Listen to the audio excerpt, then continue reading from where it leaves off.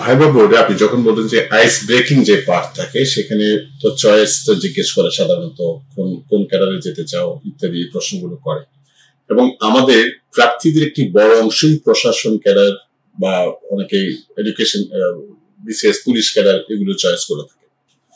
BCS প্রশাসন cadre কেন তোমার পছন্দ? এই বিষয়গুলোতে অনেকে একটা স্টুডেন্ট আপনার প্রশ্নই করলেন, সে এগুলো বলতে গিয়ে আমি ম্যাজিস্ট্রেট দেখেছিলাম, আমার স্কুলে এসেছিলেন বা পরীক্ষার হলে এসেছিলেন পারেন, অথবা অনেকেই ভিন্ন শুরু করেন। এই বিষয়ে কেন প্রশাসন ক্যাডার কেন পছন্দ তোমার, এই বিষয়গুলি গুছিয়ে কোন পয়েন্টস গুলোকে হাইলাইট করা দরকার বলে আপনি মনে করেন, বা কিভাবে একটা ছেলে? দেখো, বিসিএস একটা বিশেষায়িত পরীক্ষা, এবং বিসিএস এ পাশ করার পরে যখন জয়েন করবে আসবে রিক্সাতে চড়ে, যাবে কিন্তু বাসায় গাড়িতে চড়ে। যোগদান করা মাত্র সে প্রজাতন্ত্রের class 1 gazetted cadre officer, class 1 gazetted cadre officer, চারটা তারা অফিসার, ক্লাস 1 গেজেটেড ক্যাডার। এই চাকরিগুলো কোনটা কিরকম প্রত্যেকটা থেকে আলাদা। এগুলো বোঝার জন্য চয়েস দেওয়ার সময়ে ব্যাপকভাবে তার জানাশোনা করা প্রয়োজন। আজকাল তোমাদের কোচিং প্রতিষ্ঠানগুলা কেউ কেউ ক্যাডার চয়েসের উপরে ক্লাস নিয়ে থাকে, কিছু ফ্রুটফুল হয়, কিছু ফ্রুটফুল হয় না। ছেলে মেয়ে কেউ বোঝে কেউ বোঝে না, এবং যারা ফর্ম পূরণ করে তারা এখানে অংশগ্রহণ করে না, যদি করতো তাহলে এই আলোচনার থেকে কিছু হলে উপকৃত হতো। প্রশাসন ক্যাডার কেন চয়েস দেয়? প্রশাসন ক্যাডার চয়েস দেওয়ার প্রধান কারণ এটা হাকডাক বেশি। প্রশাসন আর পুলিশ সবাই চেনে, ম্যাজিস্ট্রেট সবাই চেনে, পুলিশ সবাই চেনে।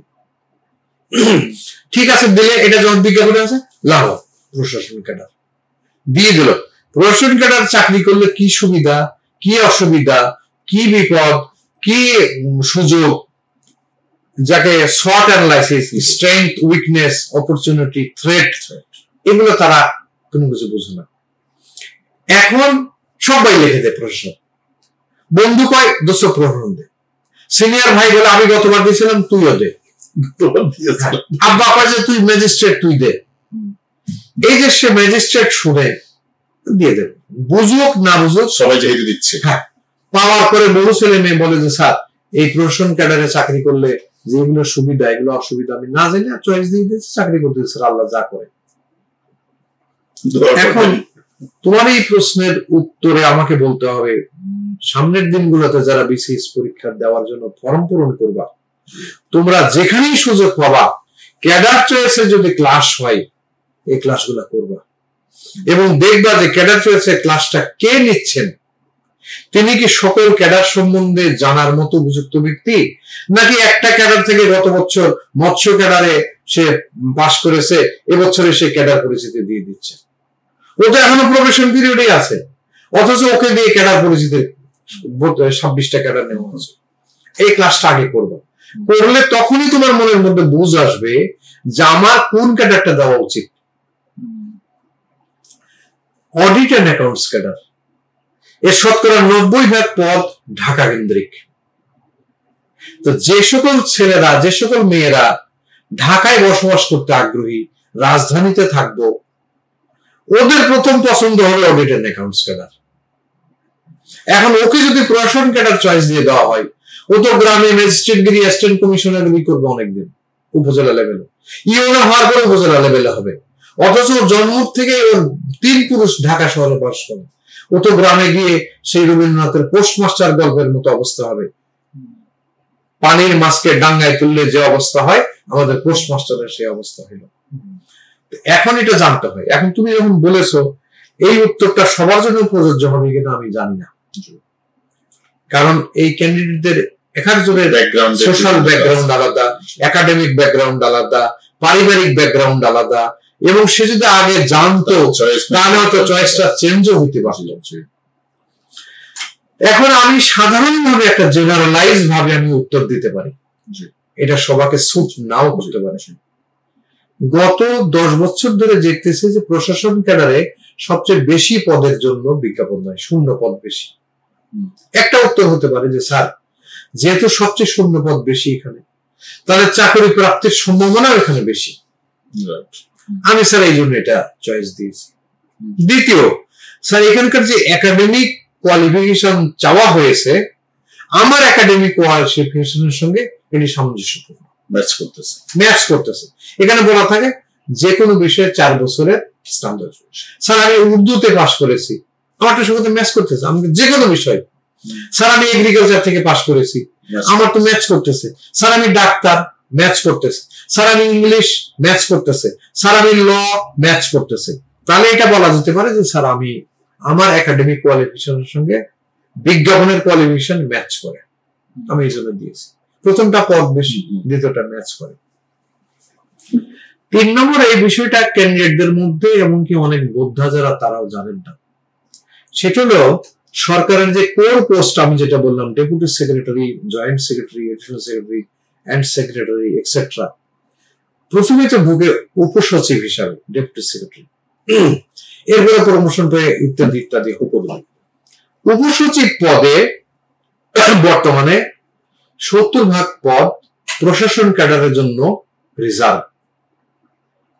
70% পদ, অর্থাৎ 100 জন যদি ডেপুটি সেক্রেটারি হয় 70 জন প্রশাসন ক্যাডার থেকে হবে, আর বাকি 30 জন 25টা ক্যাডার থেকে হবে। তাহলে আমি যদি উপসচিব হতে পারি, সরকারের কোর পোস্টে চলে গেলাম, কথার কথা আমি খাদ্য ক্যাডার চয়েস দিয়েছি। তো খাদ্য ক্যাডারে আমি তো উপসচিব হতে পারলাম না, আমি আঞ্চলিক খাদ্য নিয়ন্ত্রক হলাম, বিভাগীয় কর্মকর্তা। তারপরে হয়তো আমি অন্যান্য পদে গেলাম, এবং খাদ্য ক্যাডারের মহাপরিচালক পদটি সরকারের কোর পোস্ট থেকে আনা হয়, অতিরিক্ত সচিব বা সচিব মর্যাদার গ্রেড 1 পোস্ট দেওয়া হয়, ডেপুটেশন। তাহলে ফুড ক্যাডারের এই ছেলেটা তো এখানে চান্স পাচ্ছে না, আনসার ক্যাডার এরকম ব্লক। কিন্তু প্রশাসন ক্যাডার 70% সুযোগ পাচ্ছে ডেপুটি সেক্রেটারি হওয়ার জন্য। আর একবার ডেপুটি সেক্রেটারি হলে joint secretary, additional secretary, secretary. তাহলে আমি বলি এই ক্ষেত্রে এটা যে স্যার এই ক্যাডারে পদোন্নতির সুযোগটা উন্মুক্ত এবং বেশি অন্য ক্যাডারের তুলনায়। 70% না, এখন প্রশ্ন হতে পারে যে তোমার নিজস্ব ক্যাডারেও তো তোমার লাইন পোস্ট আছে। হ্যাঁ, লাইন পোস্ট এতগুলো নয়। ডাক ক্যাডার মহাপরিচালকের পদটা গ্রেড 1, একজন হবে, কিন্তু প্রশাসন ক্যাডার হবে 70 জন। তাহলে এখানে সুযোগটা বেশি। স্বাস্থ্য ক্যাডারের মহাপরিচালক গ্রেড 1, একজন হবে। পুলিশ ক্যাডারে এরকম পদ প্রায় 10-12টার মতো, এক্সাক্ট ফিগার আমি জানি না, তবু তারা এই পুলিশের 10-12 জন গ্রেড 1 পোস্টে যাবে, কিন্তু সবচেয়ে বেশি সুযোগ প্রশাসন ক্যাডার। 4 নম্বর বলা হতে পারে স্যার এখানে চাকুরির বৈচিত্র্য আছে ডেপুটেশনের মাধ্যমে। তুমি জানো ওবায়দুল্লাহ ডেপুটেশন কাকে বলে? ডেপুটেশন মানে হলো যে নিজ মন্ত্রণালয় বা নিজ ক্যাডারের বাইরে অন্য কোথাও স্বল্প সময়ের জন্য চাকুরি কালকে ডেপুটেশন বলা হয়। এটা দুটো র্যাব উদাহরণ বলা যেতে পারে। র্যাব যেমন মিক্সড একটা বাহিনী, আর্মির থেকে আসে, নেভির থেকে আসে, এয়ারফোর্স থেকে আসে, পুলিশ থেকে আসে, কোস্ট গার্ড থেকে আসে, বিজিবির থেকে আসে। প্রশাসন ক্যাডারের লোকেরা বিভিন্ন জায়গায় এইভাবে ডেপুটেশনে চাকরি করার সুযোগ পান। একটা লোক যদি বিভিন্ন জায়গায় চাকরি করার সুযোগ পান, কিন্তু হাতে কলমে শিখতেছেন। আমাকে কেউ প্রশ্ন করে যে স্যার আপনি বিভিন্ন সাবজেক্ট থেকে বা বিভিন্ন ক্যাডার থেকে প্রশ্ন করতে পারেন, কিভাবে করেন? আমার কর্মক্ষেত্রে বিভিন্ন মন্ত্রণালয়ে কাজ করার সুযোগ হয়েছে, পররাষ্ট্র ক্যাডারে আমি ডেপুটেশনে কাজ করেছি ডাইরেক্টর হিসাবে। তাহলে পররাষ্ট্র ক্যাডার সম্বন্ধে আমার জানা হয়েছে। ফরাচ্ছে পররাষ্ট্র ক্যাডারের লোক, উনি আমার চেয়ে বেশি জানবেন নিশ্চিত, কিন্তু আমি যে জানবো না একেবারে তা নয়, আমি পারি। তাহলে এই যে ডেপুটেশনের মাধ্যমে বৈচিত্র্যমুখী, এটা একটা কারণ। তাহলে প্রশাসন ক্যাডারে চয়েস দেওয়ার জন্য তুমি গুছিয়ে বলতে পারো যে স্যার অ্যাডভার্টাইজমেন্টে পদ বেশি, আমার শিক্ষাগত যোগ্যতার সঙ্গে ম্যাচ করে, এখানে পদোন্নতির সুযোগ বেশি, এখানে কাজের বৈচিত্র্য আছে, সবগুলোই কারেক্ট। কিন্তু ছেলেমেয়েরা গল্প করে স্যার আমি যখন হাই স্কুলে ছিলাম তখন ম্যাট্রিক পরীক্ষার সময় ম্যাজিস্ট্রেট আসলো, তাকে দেখে আমি মুগ্ধ হয়ে গেলাম, তখনই আমি সিদ্ধান্ত নিলাম আমি ম্যাজিস্ট্রেট হবো। আরে বাবা, তুমি ম্যাট্রিক পরীক্ষা দিচ্ছ, তুমি বুঝলে না যে বিসিএস পরীক্ষা কখন দিতে হয়, কিভাবে দিতে হয়, বা তুমি বিসিএস পরীক্ষা দেওয়ার সুযোগ পাবা কিনা। এই ধরনের গল্প, এগুলো গল্প মোটেও গ্রহণযোগ্য এবং প্র্যাকটিক্যাল নয়।